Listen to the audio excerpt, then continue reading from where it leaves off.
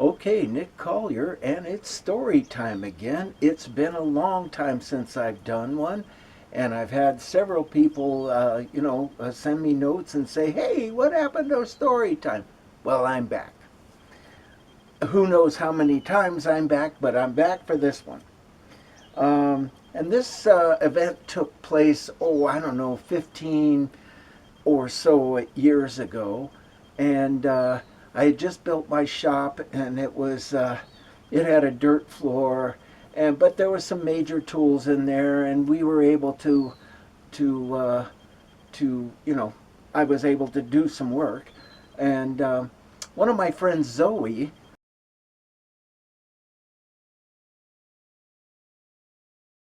came to me, and she said that an architectural company approached her and wanted to make a, sculpture of an atom, and it would be 18 feet tall. And I went, wow. And she says, well, there's a little clinch here. Uh, we got to do it in a month. And they're paying $10,000. I think it was 10, maybe it was $13,000. But it was, not a huge amount of money, and and it was like really it crunched in time. So I hung up the phone and I crunched the numbers, and it was going to work. And I didn't have any work at that point. It was in the early days of setting up this machine shop, and I thought, hey, this will be fun. So the the way to approach it is to make a maquette.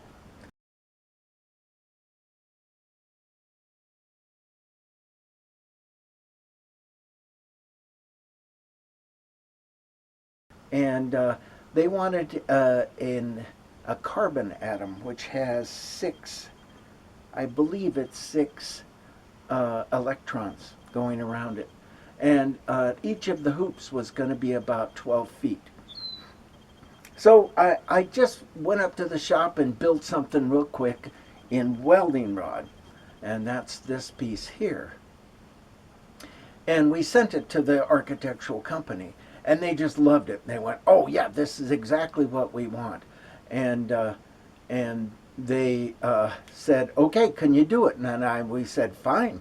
And so we got a deposit, and we started in. Now this was before YouTube for me. It was before YouTube. I hadn't even started watching YouTube at that point.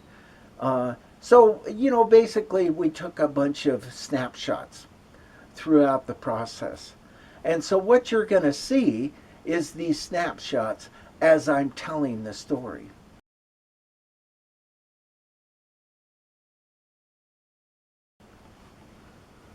So we go, uh, I contact a company because, it had to be structurally engineered to stand up. And we thought, okay, what's going to be the worst case scenario? The worst case scenario, because it's going inside of a high school down in Tustin, California, which is down in Los Angeles. And we went, okay, well, what's going to be the worst case scenario? And we both realized that it's possible that the football team was going to get, a bright idea, and everybody climb up inside of this 12-foot cage. And would the sculpture handle 12 or 6 or 8, however many guys are in a football team? Uh, guilty, I don't know. uh, and how many ever guys, big honking guys too, would the sculpture hold up? And so I had to have one of the hoops, and it was like inch and a half tubing, right? And I had to make one of the hoops solid bar. And I called this company and said, can you bend a 12-inch hoop into inch and a half solid bar, or with inch and a half solid bar? And the company said, "Oh yeah, we can do it. It's going to be this amount, and it's going to take about a week." And it was okay. Let's do it. So that was the big hurdle, everything else kind of behind it was just about welding and putting it together, and and that took about 2 weeks or so.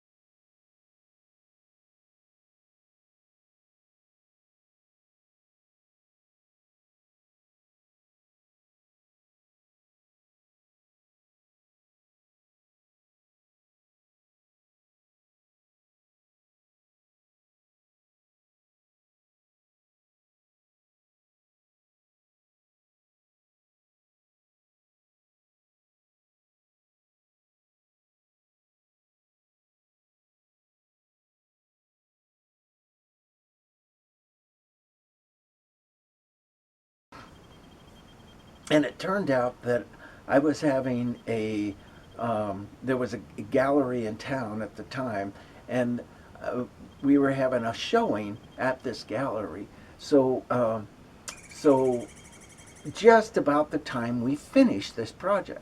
So we hoist this thing up on the back of a truck and drive it down to the gallery and park right out front of the gallery.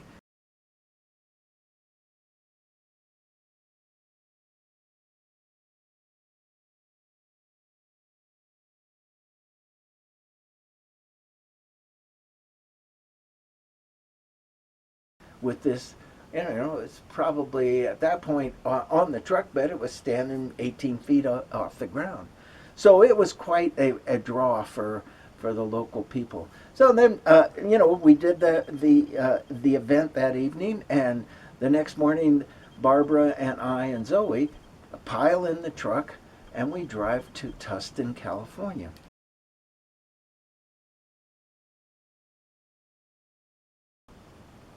Now, the architectural company, had sent us a pattern of the base.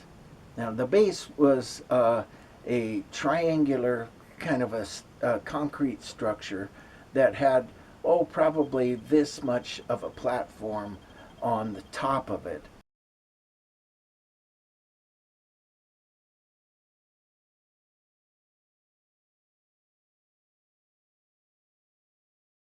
And there were, good sized bolts. I can't remember, like 1 inch bolts sticking out of the concrete. And they sent us a pattern of the bolts. So, we drive down there, we show up the next morning, and the principal is standing of this high school, and they built a new wing on the high school, and the wing was the science lab. And everybody was excited, and there were cameras there, and there were, all kinds of, fanfare going on. And so, and they had a crane there, and they had a bunch of maintenance guys there, and everybody was pretty excited about this whole thing. So the crane picks up the sculpture and drops it over onto the platform, and the bolts didn't fit. And we looked at the measurements and we checked everything out, and whoever built the platform screwed up. So I can't remember exactly what happened, but I said, okay, do you have an arc welder? And they said, oh yeah, we got one. And I said, portable arc welder, of course, because we're out in the middle of the the big yard where all of the buildings kind of converged into this one central location, and you'll see a picture of that. So we go, they go and they get the welder and they bring it back, and it was one of those kind of welding situations where it was, we weren't sure, nobody was sure it was going to work. And you got to understand, there was not one inspector in this whole process, not one engineer in this whole process. I'm the guy, and it's all on me whether it's going to work or not. And I was just astounded that, there was no county inspectors, there was nothing. We just showed up and we put this thing on. Now I knew it was going to be strong enough because I wanted to make sure that that was going to happen. But some other dickhead could have built something really weak and it fall over. Anyhow, so they get the welder out, and then the maintenance guys are kind of scoffing at me like, yeah, this guy's not going to be able to do this, And I had welded this whole thing together, so my arc welding chops were, man, I was on top of it. So I get the arc welder, and they start it up and get it going, and there was probably 30 people standing around in the circle, and this is half an hour later that we finally get everything all set up. And I say, okay, yeah, everybody turn their backs or you got to leave. So everybody disappears for about, I don't know, it took me 45 minutes to weld up this part. And so we welded it up, and the maintenance guys were standing around looking at me. This guy doesn't know what the hell he's doing. And I get in there and I'm laying in some beads. Man, I'm just doing I got my chops down, and I lay in these beads, and I impress the maintenance workers. Impressing the press or the principal or the supervisor, none of those were impressed. They didn't give a shit one way or the other. But the maintenance workers, man, I was on top of their list. So we get the whole thing done. We get our check. We drive away, and I assume it's still standing there.